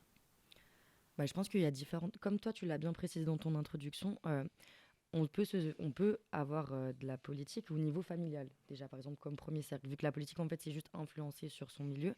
Et du coup, il y a plusieurs échelles et je pense que la politique dont nous on parle, elle a plus un impact à grande échelle, type politique nationale ou cantonale. Mais c'est vrai que même à de plus petites échelles, donc dans des échanges à 2 individus, 5, 6, 12, c'est aussi de la politique. Donc je pense que c'est plus une question de taille, ce que toi tu soulèves. Il y a quelque chose d'autre ? Est-ce qu'on peut avoir un autre pas la exemple ? taille qui compte. Ah merde. Parce que disons... Tu dis la bonne définition selon Dewey, comment on dit ? Dewey de ce que devrait être un enseignant, c'est une figure d'accompagnement qui pose le cadre général de la classe et qui pose des balises permettant aux élèves de s'y retrouver lorsque le chemin est trop flou. Ok, alors là, du coup, on est déjà en train d'enchaîner un peu sur le reste du sujet, mais ok, imaginons qu'on ait plusieurs types d'éducation qu'on veut avoir. Ça reste quand même un certain axe de qu'est-ce que c'est la politique. La question de le type de carte qu'on a envie de faire, c'est un autre axe de politique. Okay, je ne vais pas aller beaucoup plus loin sur le suspense comme ça. Sur une conception de, par exemple, de la citoyenneté, on se rend compte que genre, on veut remonter un peu et du coup on se rend compte que par exemple, à l'Antiquité, les Grecs et les Romains avaient des conceptions assez différentes de qu'est-ce que c'était. Et du coup, il y a deux trucs, il y a la police et civitas. En gros, si on doit représenter ça sur une sorte de plan, en fait, on peut dire que la politique, il y a deux axes différents. Il y a genre un truc qui est plus en lien avec le pouvoir, les relations qu'il y a entre les individus et la structure de la société. De l'autre côté, il y a plutôt le citoyen. Okay, le citoyen, où genre par exemple, nous là, ça fait un moment qu'on parle ensemble, on se connaissait pas avant, mais là on se reconnaît comme toutes les personnes qui font partie du podcast. Ouais. Du coup, là en fait, on est sur l'axe horizontal. Par contre, on n'a pas vraiment une hiérarchie entre nous qui est en train de dire, un petit peu quand même, hein, parce qu'il y a quelqu'un qui nous a invités ici, qui a une vision globale de ce qu'il veut faire. Et en fait, si on avait une structure plus hiérarchisée entre nous, on serait sur l'axe vertical de la politique. Du coup, là, il y a une nuance qu'on peut amener. et dont on va peut-être pouvoir traiter un peu plus si on aborde le sujet de mon travail. Est-ce que c'est la différence entre la politique et le politique ? C'est intéressant. Peut-être. Ah ouais, c'est vrai que c'est pas mal pour... Mais après, je sais pas parce que... Moi, je vois ça comme faire la politique, et puis le politique, c'est justement un peu... Oui, mais la politique en verticale, ça reste le politique, c'est pas la politique. Mais ça irait dans ce sens-là. La politique, Oui, ça sert la politique. Parce que en vrai, la politique, on l'entend du coup comme la politique institutionnelle. Du coup, c'est l'État, les institutions et qui permettent de faire vivre ce rapport un peu hiérarchique qu'on a entre une entité et les citoyens qui la font vivre. Et du coup, les deux, la politique et le politique, c'est ce qui représente la société dans laquelle on vit. Mais comme tu dis, je pense la politique, c'est la hiérarchie, et le politique, c'est l'autre partie. Exact. Donc la politique, il y aurait peut-être une idée d'organisation, de structure, de hiérarchie. De hiérarchie peut-être, ouais. C'est ça. Et qu'on retrouve dans le rapport élève et prof. Exact. Et si on remonte encore de nouveau aux Grecs et aux Romains, les Grecs, c'est quand même ceux qui avaient inventé une forme de démocratie, en tout cas, où il y avait vraiment des citoyens qui participaient hyper activement aux prises de décision sur comment la cité devait fonctionner. Par contre, ils étaient assez exclusifs. Il y avait les meufs, elles ne pouvaient pas participer à ça. Il y avait les étrangers non plus. Et à l'inverse, il y avait les Romains. Les Romains, ils étaient hyper forts. Hein. C'était quand même des gens, c'est un méga empire. Par contre, leur manière de faire un empire, c'est de dire, ok, vous êtes Romains, continuez à faire tout ce que vous voulez, on s'en bat les couilles. Par contre, vous êtes Romains. Et ils allaient faire ça partout. Très inclusif. Ensuite, attendez, on va finir ça. La cuisine. Partager des recettes ou discuter de nourriture est-il vraiment neutre ? Non. Bah, du coup, la politique ou le politique ? La cuisine, avec ce qui se passe en appropriation culturelle en Palestine, ça n'a plus rien d'apolitique, la cuisine, je pense. Ouais. Mais tu peux continuer ta liste. Ouais, excuse-moi, j'ai eu un moment de blanc. Non, parce que finalement, j'intercepte le truc de ta nuance et puis je la trouve pertinente. La nature et les activités en plein air, la randonnée. Est-ce déconnecté de la politique ? Ça dépend si tu bois un coca quand tu fais une pause dans ta randonnée. Essayons de faire le lien entre la politique ou le politique. Du coup, ça c'est là ou le ? Ça, c'est... La randonnée, c'est le politique. C'est le politique aussi. Ça pourrait être là aussi, parce que comment les chemins de randonnée sont préparés par l'État ou pas, comment est-ce qu'ils sont mis en avant, comment est-ce que la nature est préservée dans laquelle tu te balades. Enfin, il y a de la politique pour moi, même dans la randonnée. Comment elle est un peu glorifiée, comment elle est mise en scène, la question du paysage. Pardon, je t'ai coupé. Non, vas-y. Il y a eu, je sais pas, j'ai vu une vidéo d'un jeune... un jeune un peu de banlieue qui découvre la randonnée et du coup tout le monde bitch non on va pas les voir en plus dans nos randonnées. C'était encore le seul endroit au monde où il n'était pas là. Il s'infiltre partout, c'est grave. Bientôt des vols et des viols sur les GR et dans les gîtes, au milieu de nulle part. La montagne, les églises et les musées sont les derniers endroits où on peut encore respirer sans les wallas et les... Ça, ce sont les commentaires en dessous du post de ce jeune Français d'origine nord-africaine qui a partagé son enthousiasme pour la randonnée. Des jeunes comme ça, tout d'un coup, il y a aussi un truc où c'est un truc de blanc, assez élitiste presque au final, la randonnée. Enfin, tu vois, c'est pas accessible à toutes et tous. Déjà, c'est un loisir quand même. Enfin, il y a peu de gens qui font après, c'est un loisir. Par exemple, nous, dans mon bled, par exemple, eux, ils font pas de la randonnée en mode loisir. Rien que pour aller à l'école, franchement, c'était de la randonnée. C'est un peu un privilège de riche de faire de la randonnée. Après, je suis pas comme entièrement loisir, d'accord. tu vois. Genre, tu changes aussi de continent.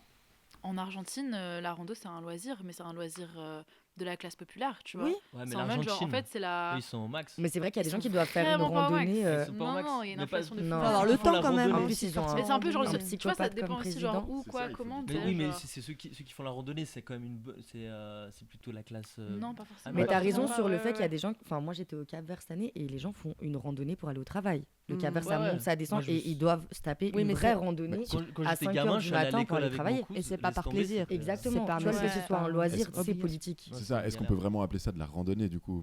Ouais. Non, mais c'est de la mobilité. C'est pas le bon mot, mais c'est pour dire que le fait que nous on appelle ça la randonnée, aller marcher juste c'est un truc de riche. C'est comme le camping. Genre moi je me souviens, mon frère il m'a dit un délire une fois, il m'a dit genre un pote lui a proposé un camping. Il a fait mes frères, mes parents ils sont venus jusqu'en Suisse pour que moi on m'a dit la même chose des tentes. Dormir dans une tente. Ils vont mal le prendre. Tu payes dans une tente. On m'a dit ça. Mais c'est ça, c'est vrai que comme quand j'ai dit à ma mère que j'ai fait du parachutisme, elle a fait mais tout ce qu'on a fait, tout ce qu'on a fait pour toi, d'un avion, tout ce qu'on a fait pour toi, espèce de sale blanc, quoi. Mais nous, on est des blancs cassés, hein. Je tiens à remettre la ce terme. parodie Non, dans- la parodie. Nous, on est blancs cassés, Blanc qui s'est cassé le pied aussi en faisant du Ah. parachutisme. Finalement, Ta mère était pas contente, on imagine. On n'est pas les bras cassés, on est les blancs Non, cassés. j'ai jamais dit que je m'étais cassé comme ça, ça Ah va ou pas? ouais. Je l'ai clairement Là, elle le menti. saurait alors. Non, mais tu sais qu'elle regarde les podcasts, mais elle met le truc. C'est lui qui fait le montage de toute façon. Donc. Non, mais elle regarde le truc, elle va tu sais que j'ai regardé. Je fais, mais ok, genre, vas-y, on a parlé de quoi? Non, juste regarder. Comme... J'ai regardé, j'ai pas écouté. Elle a absolument pas écouté. Donc voilà, on a l'invité de la semaine, Lucien Camacho.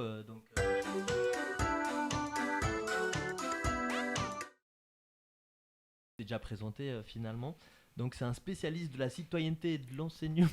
Je suis un ouf de on dit ça comme ça. Mais en tout cas, tu es en études dans ce domaine-là. Et explique-nous plutôt toi ce que tu fais comme travail plutôt que moi qui ai mis une question. Je ne sais pas si elle est pertinente. Est-ce qu'on nous donne les moyens de comprendre et participer à la politique en tant qu'étudiant? Et toi, tu t'es basé sur l'école primaire, donc avant le cycle. Bah, moi, je peux vraiment pas dire que je suis un spécialiste. Je me Oui, ferais je visiter me par suis mon un peu prof. emballé. Mais ouais, globalement, moi en fait, le raisonnement qui m'a poussé, c'est un peu ce qu'on disait avant.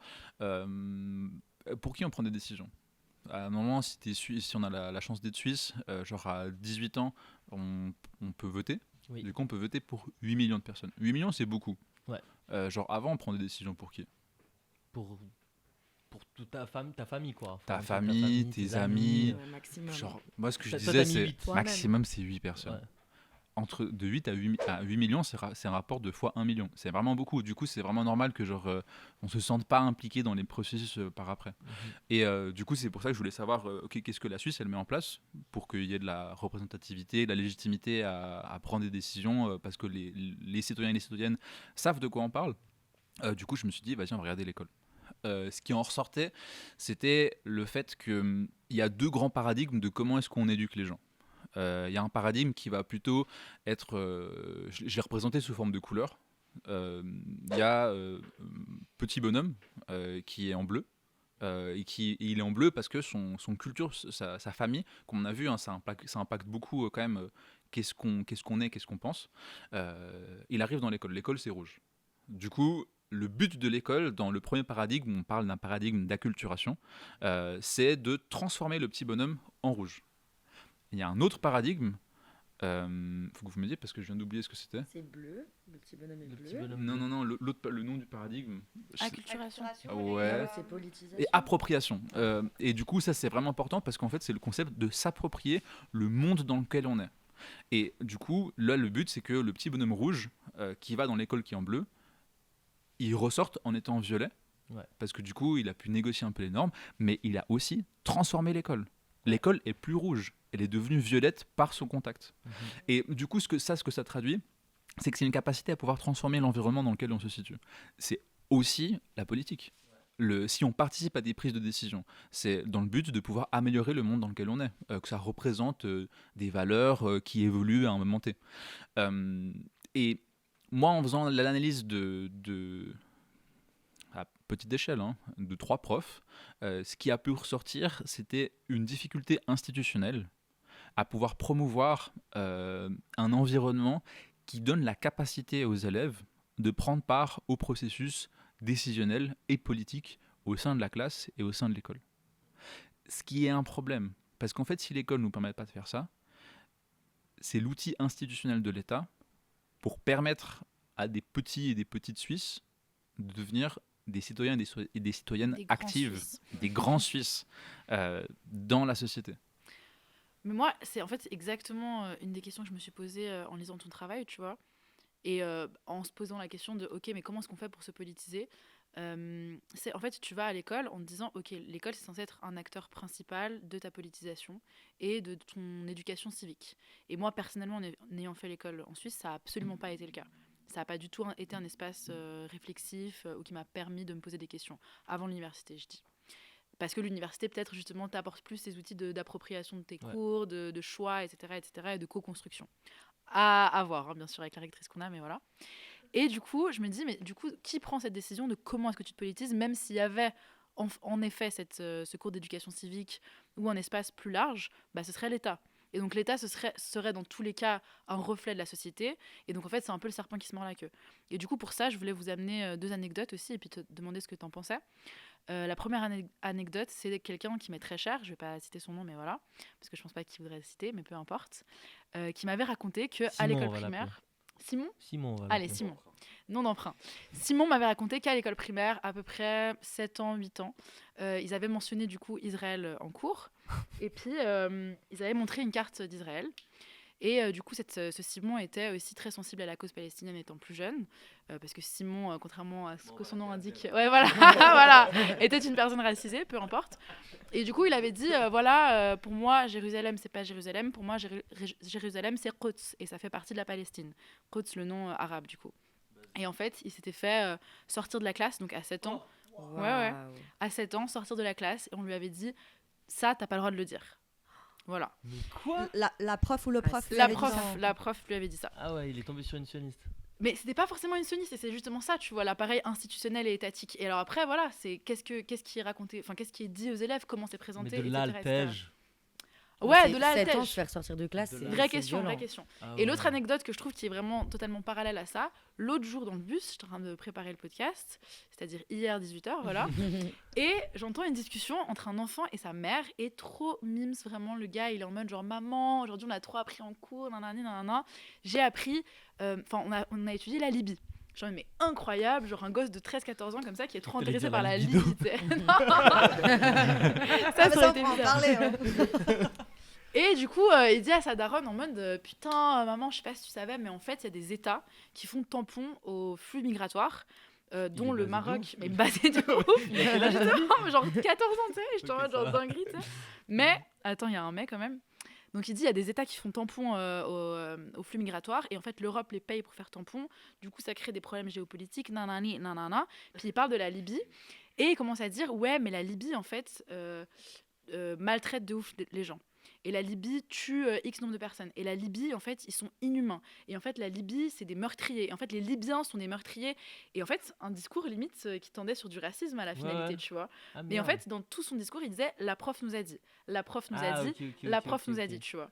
Et en fait, j'étais un peu, justement, à me questionner, tu vois, genre comment est-ce qu'on crée un espace à l'école qui politise les enfants, qui politise la société, mais sans qu'elle soit forcément orientée, tu vois. Rien que l'histoire, au final, tu vois, nous, on a été en fait, d'ailleurs, j'ai pas dit ça, mais moi, au final, quand je me suis politisé aussi, il y a quand même pas mal l'éducation qu'on a eue sur la Première et la Deuxième Guerre mondiale. Tu vois, après, on s'est tapé tous les films et tout, et puis finalement, ça m'avait touché de ouf. Mais c'est vrai que finalement, on n'a pas du tout... Enfin, moi, je me souviens pas d'avoir abordé les autres sujets, mais de manière... Après, je n'allais pas beaucoup en cours, mais... Non, mais t'as raison. Je me rappelle que j'ai jamais abordé des sujets... Par exemple, moi, je me suis dit, en France, important, par exemple, d'en apprendre plus sur l'Algérie, vu qu'en plus, avec l'histoire qu'ils ont eue avec l'Algérie, le nombre d'Algériens en France, etc. Et en Suisse, pourquoi on n'apprend pas sur l'histoire des Balkans? Personne ne sait dire qu'est-ce qu'est un Albanais, qu'est-ce qu'est un Kosovar, quoi. Et pourquoi on dit Albanais du Kosovo, etc. Ouais, c'est des prismes qui sont Comment choisis. est-ce qu'on fait ce choix? Ouais, c'est ça. Qui fait ce choix? Je pense que une bonne chose pour aller dans ce sens-là, c'est vraiment de juste en fait ouvrir le débat. Je pense que ça sert à rien d'aller implanter des idées dans la tête des enfants ou même nous dans notre but de politiser, mais de juste en fait lancer les débats et c'est le questionnement qui fait que chacun après choisit son opinion. Enfin, je sais pas si vous voyez ce que je veux dire. Je suis pas entièrement d'accord avec ce que tu dis, tu vois, parce que du coup, j'ai un cours sur le postcolonialisme actuellement. C'est mon cours préféré, il est génial. Et du coup, on a vu Saïd récemment. Et Saïd, qu'est-ce qu'il dit? Il dit que c'est pas la rencontre avec la différence qui crée l'opposition ou le racisme, c'est comment est-ce que tu construis la différence, tu vois. Justement. Et du coup, moi, je trouve que juste ouvrir le débat, c'est pas suffisant. Il y a des fois où, en fait, il faut aussi construire une autre possibilité de réalité. Tu vois, Saïd, c'est très intéressant parce que c'est de la déconstruction complète, tu vois. Mais je pense que la déconstruction, pour moi, pour en tout cas convaincre l'autre de déconstruire, ça passe vraiment par le débat. Oui, ça, c'est clair, bien sûr. Et c'est juste qu'il faut arrêter, en fait, que des idées soient imposées à tort et à travers. Et il faut vraiment permettre la pluralité, je pense. Si tu disais, c'était quoi, Bélanger ou un des gars, genre, il disait qu'il fallait comprendre comment la politique fonctionne plutôt que... Intelligibilité du monde comme fondement de la citoyenneté. Ouais, c'est ça, c'est se questionner sur le monde. Et on a beaucoup parlé de l'injustice nous a poussé à nous politiser, tu vois. c'est aussi beaucoup genre, ok, qu'est-ce que le monde est ? Et du coup, en fonction de ce qu'il est, qu'est-ce que je veux en faire ? Et en vrai, c'est un peu ça la politique. Mais du coup, ce que dit Lucien, de ce que j'ai compris avec ces petits bonhommes-là, ça veut dire que une des solutions au problème qu'on évoque, c'est aussi que les individus qui passent par l'institution puissent aussi contribuer à leur propre formation, c'est ça ? Qu'elles puissent aussi nourrir l'école et la transformer. Ça me touche vraiment parce que vous êtes vraiment trop chaud sur mon travail. On est trop chaud. Qu'on mettra en bio aussi, non ? Ouais, grave. Les sources, hein. Link in bio. Ah ouais. Oui, je pense que essentiellement c'est ça. C'est le concept de l'appropriation. On parlait de l'environnement. Il faut que l'environnement il soit capacitant, qui te donne à toi les capacités pour pouvoir agir, te nourrir toi-même. Maintenant, dans l'école, il y a vraiment un problème fondamental à ça.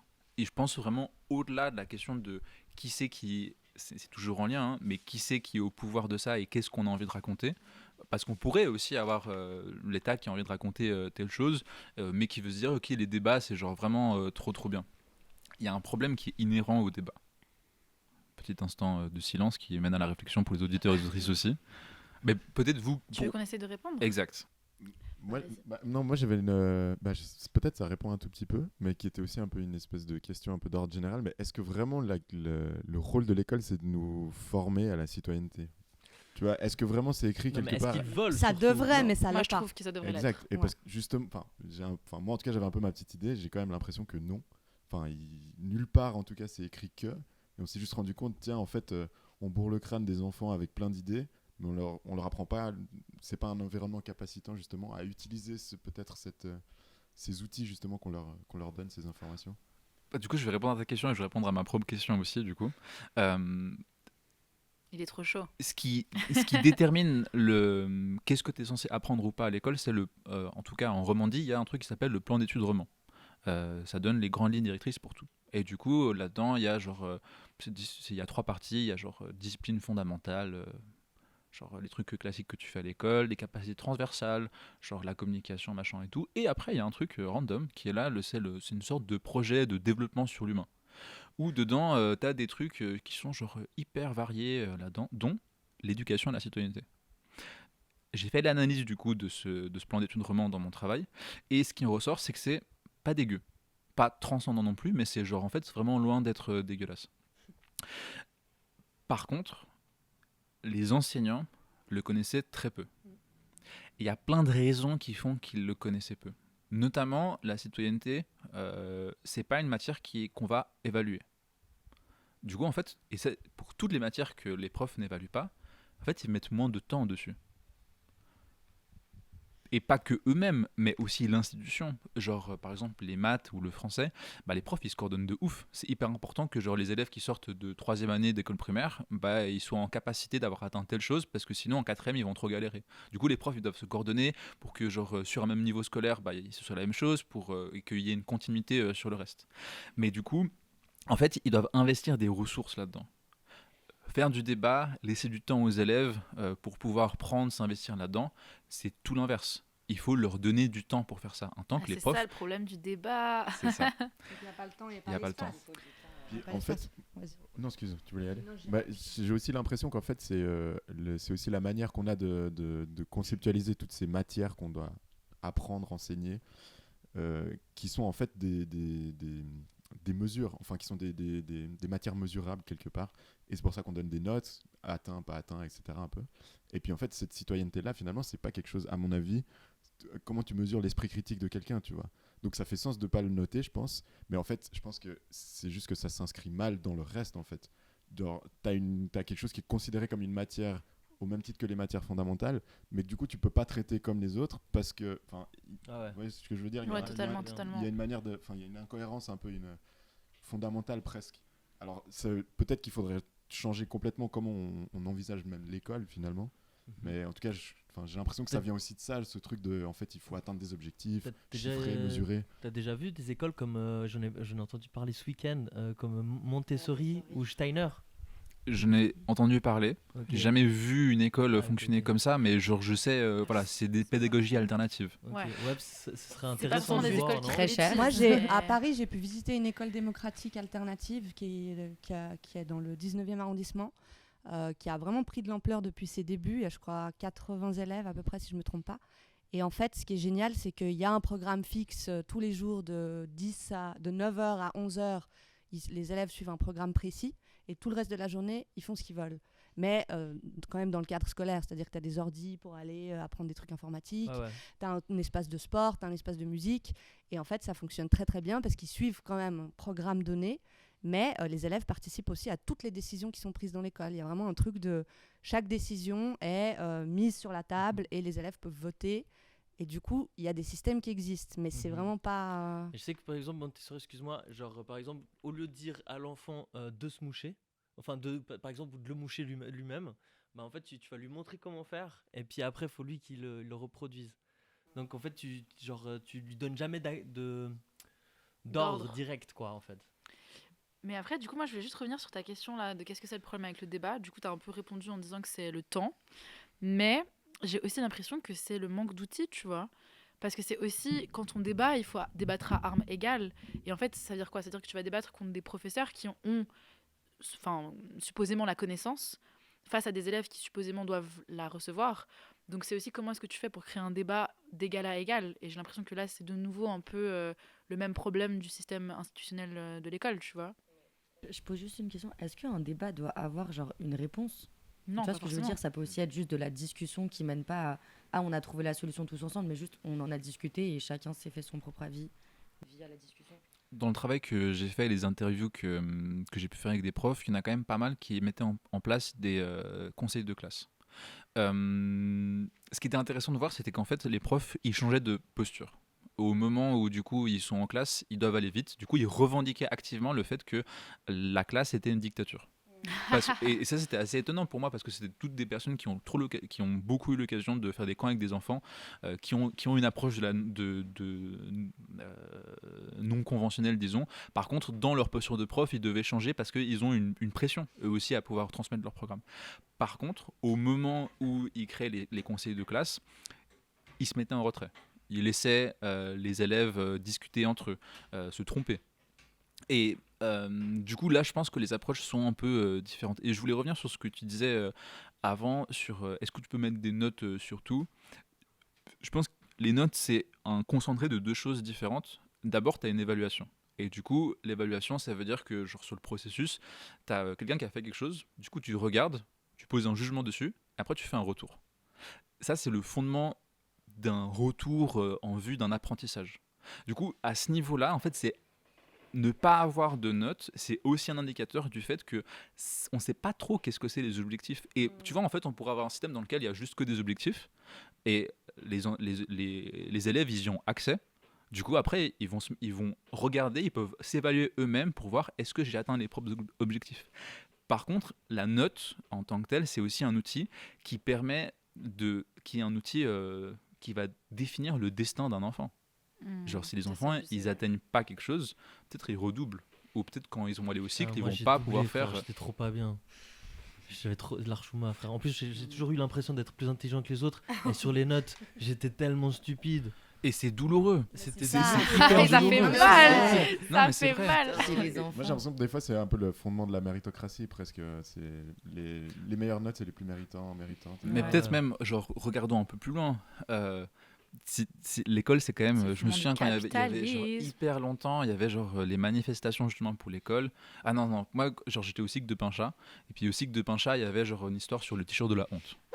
Le t-shirt de la honte. Ouais, en gros il y avait genre dépendamment de comment est-ce que les élèves en fait ils s'habillaient, ça s'habillait surtout des meufs effectivement, ils avaient genre des décolletés trop grands. En fait il y avait un truc qui avait été décidé au sein de l'école et du coup si ta tenue vestimentaire était considérée comme non appropriée, on te mettait un t-shirt c'était genre un t-shirt blanc comme ça, il y avait genre un pouce comme ça de Facebook en mode j'aime la tenue appropriée. Excuse-moi, mais ça c'était l'idée d'un prof ça ? C'était qui ? Alors qu'est-ce qui était ressorti de ça ? C'était genre c'était un conseil de profs, de parents et d'élèves qui avaient semblerait-il décidé ça, tu vois. C'était le bonnet d'âne à l'époque. On est aux States ou Ouais, quoi, mais man? En tout cas, Torin Santa, qui était la conseillère d'État à l'époque, elle avait pris position, elle avait dit Super idée. non, par contre, à quoi ça servait l'école? Ça servait à une préparation au travail. Alors, on peut parler de voilà, qu'est-ce qu'il en était. Est-ce que ça, c'est vraiment une préparation au travail? Par contre, il faut retenir ça quand même. La conception d'une conseillère d'État, c'est que l'école, c'est une préparation au travail. Qu'est-ce que tu fais au travail? Tu dois faire des résultats. Du coup, dès que tu es petit, les notes, c'est un matrixage du fait que tu dois apporter des résultats. Et comme tu dis, ça met la pression aux élèves, mais aussi aux profs. Aussi aux profs. Faire leurs preuves que la plupart des élèves doivent. Parce que ça, on l'oublie aussi. Hein, et franchement, on peut toujours avoir de la peine à. Enfin, moi, quand les profs vont faire des manifestations sur leur question des salaires, j'ai toujours un peu de la peine à les soutenir. Je comprends de ouf. Par contre, en termes de salaire, ils sont hyper bien payés. Contrairement à en Suisse, contrairement à une autre partie de la population. Voilà. Par contre, ce qu'il faut pouvoir retenir, c'est qu'ils ont des conditions de travail qui sont pas ouf. Eux, ils sont dans une salle. Il y a un adulte pour 24 enfants qui sont pas toujours du côté de l'adulte, qui ont pas envie d'être là. Genre, faut se dire quand même, hein, genre on l'oublie toujours, mais genre des enfants, c'est on est tous assis. On a appris à être assis. Mais quand t'es un gamin, genre vraiment tu veux pas être assis, tu veux courir avec tes potes. Pourquoi il y a quelqu'un qui te dit ok, là tu vas faire 8 heures par jour, tu vas t'asseoir sur une chaise. Quand tu veux te lever parce que t'en as marre, quelqu'un te dit non, tu te rassieds. Du coup, le rapport que t'as avec le prof, t'as juste envie de t'embrouiller. C'est la liberté de l'enfance en fait. L'école, ça te prend une partie de ta liberté, t'as juste envie d'aller jouer dehors comme tu dis. Pardon, je t'ai coupé. Et les profs, ils doivent prendre la posture de la dictature. Ils doivent incarner le projet institutionnel de l'école et de l'État. En plus, moi je me faisais à chaque fois punir, tu sais, genre les moments où j'écoutais, c'est le moment où j'intervenais de ouf, tu vois. Ouais. Et puis finalement, j'intervenais un peu trop. Et puis après. Mais c'est ça, une classe participative, c'est plus intéressant. Mais c'est vrai qu'on peut pas se permettre à 25 élèves pour un adulte. Mais tu disais dans tes conclusions qu'il faut moins d'élèves par classe. Vous avez vu récemment, là, je sais pas si c'était passé sur la tribune, qu'ils essayent dans quelques établissements à Genève 2 enseignants par classe. Ah, c'est cool. C'est pas toujours des classes toujours de 24 et 2 enseignants. J'ai lu le titre d'article. Ouais. Au moins t'avoues. Je suis vraiment désolée, mais il est 18h. Ah ouais. Il est 18h. Je pense justement, on arrive gentiment sur la fin quand même. Et pour moi, il y a genre quand même, s'il faut retenir quand même un truc de mon travail, je pense, c'est que bon, il faut faire plein de choses et tout. Par contre, l'école, c'est le quotidien des élèves. Et en fait, si on doit faire la démocratie quelque part, c'est dans notre quotidien. Enfin, si c'est une préparation au travail, tous les jours on va au travail. Et à la vie aussi. À la vie, on a des rapports familiaux avec des gens, et en fait tous ces espaces sont des espaces qui sont politiques parce qu'on a vu avant, tout est politique. Ouais. On peut les investir sur la question de est-ce qu'on fait partie du groupe, et c'est important en fait. C'est pas juste comme ça qu'on fait partie du groupe. Il y a des choses qu'on peut mettre en place sur se rencontrer, discuter, et comment est-ce qu'on prend les décisions. Et ça, on peut le faire tout le temps, à tous les instants de notre vie. Ok. Juliette, tu voulais dire quelque chose? Ouais, juste que tu dis effectivement que au final, c'est les enseignants qui décident des apprentissages pertinents ou non pour les élèves, ce qui est une de mes plus grandes angoisses, parce que je me dis si un jour j'ai des enfants et qu'en fait à l'école ils se retrouvent face à des profs qui sont cons, c'est très problématique. Des gros fachos. Parce que comme tu dis, ils vont passer 5 jours sur 7 avec eux. Donc ça, c'est une vraie question. Et comme je disais, l'école nous enlève une partie de notre liberté. D'ailleurs, il y a une super émission sur Parole d'honneur sur la scolarité, le système raciste. Est-ce que la scolarité est raciste, intrinsèquement parlant, ou pas? Godot, là. Où il y a justement un témoignage de prof qui dit comment intéresser les élèves et les rendre curieux, alors qu'en fait, on les force à rester assis dans une classe pendant 8 heures. Ils ont juste envie d'aller jouer dehors. Et du coup, moi, je me disais, effectivement, en plus, c'est pour nous préparer à la vie d'adulte, aux responsabilités, au monde du travail, dans l'idée. Hein. Donc, en fait, est-ce qu'on ne pourrait pas justement mieux nous préparer à cette vie d'adulte en apprenant, par exemple, j'ai plein d'idées, mais tu vois, genre typiquement des trucs plus concrets de comment payer ses factures, comment payer ses impôts, comment changer un pneu, comment faire une lessive. En vrai, c'est des vraies questions où je me dis, mais pourquoi c'est pas des choses qu'on apprend aussi à l'école, les cours de cuisine? Moi, je me rappelle, j'avais eu 2 cours de cuisine, je trouvais ça génial. Et en fait, c'est un truc qui est vraiment secondaire. Et en même temps, t'es là, mais c'est quoi les outils qu'on nous donne pour ensuite vivre dans une vie d'adulte, tu vois? Par contre, changer un pneu de vélo, pas de voiture. Le verre qui ressort là. Comment construire une initiative citoyenne? Comment fixer une étagère? Non, poser un référendum. Non mais ça aussi, le manuel avec, franchement. De pétition. Non mais je sais pas. C'est vraiment l'enfant de Bobo. Mais oui, non mais c'est des vraies questions. En vrai, je me dis, genre il y a tellement de trucs qu'on apprend à l'école qui ne nous serviront jamais. Ou alors, tu vois, de plus s'adapter peut-être aux envies et aux intérêts des enfants. Et aussi, s'il vous plaît, juste se rappeler aussi qu'on a un privilège énorme d'avoir l'école. Je rappelle que toutes les écoles de Gaza ont été détruites, donc c'est vrai. Aussi se rendre compte du privilège énorme qu'on a et que c'est un bijou qu'on a entre les mains et que c'est à nous d'en faire quelque chose aussi. Quoi. C'est clair. Et puis aller à l'école, fumez pas des spiffs, ça marche pas. Aller à l'école. Donc moi j'avais un jeu mais qu'on va pas faire qui s'appelle Basé pas basé ou RAF. Basé du coup j'explique parce que on l'utilise beaucoup. Tu sais, c'est un espèce de mot de militant parisien bobo. Je crois que c'est juste Dany Heraz des Twitchers en vrai qui l'ont lancé. Qui veut dire j'ai la base quoi. Il y a eu connaissance un peu. Tu vois. Tu sais que je l'ai trop repris. Hein. Je dis tout le temps maintenant, c'est hardcore. C'est dans la vie de tous les jours. Maintenant il y a aussi les appos. C'est les apolitiques. On ne fera pas ce jeu. Donc, la prochaine fois. Tous les mois, le grand remplacement. On avait dit aussi si on peut avoir des potes de droite. Et on n'a toujours pas de nom. Hein. Ah putain, oui. Moi j'avais encore plein de Moi personnellement, je dois vraiment y aller. Mais... C'est le principe du débat, on n'est pas obligé d'assortir une réponse. Non, en vrai, j'ai encore 10 minutes. On peut en reparler. T'as 10 minutes ? Ouais, j'ai 10 minutes. Pour la question de est-ce qu'on peut avoir un pote de droite ou pas ? Ou on l'a fait une fois ? C'est une bonne question. Ok. Est-ce qu'on peut avoir un pote de droite ? Donc merci beaucoup et puis désolé pour pas avoir enregistré au début. Voilà, finalement c'est une émission de gauche avec une qualité de gauche, excusez-moi. Et Nick Labac. Hommage à Samir. Vas-y, bisous. Ciao. C'était trop stylé avec le casque les gars. Ah ouais.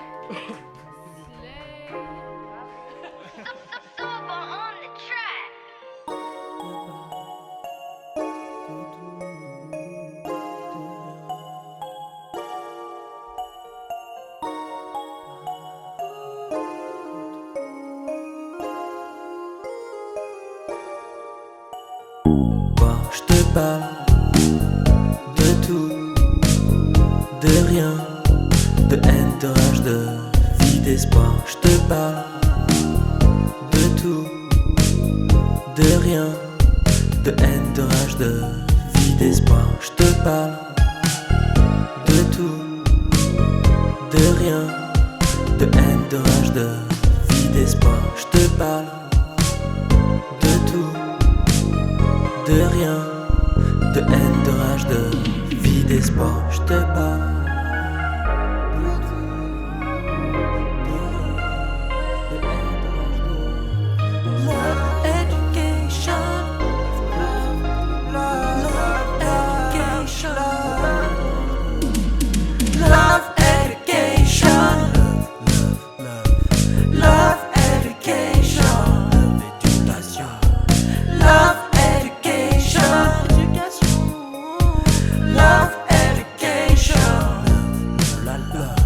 Love, education,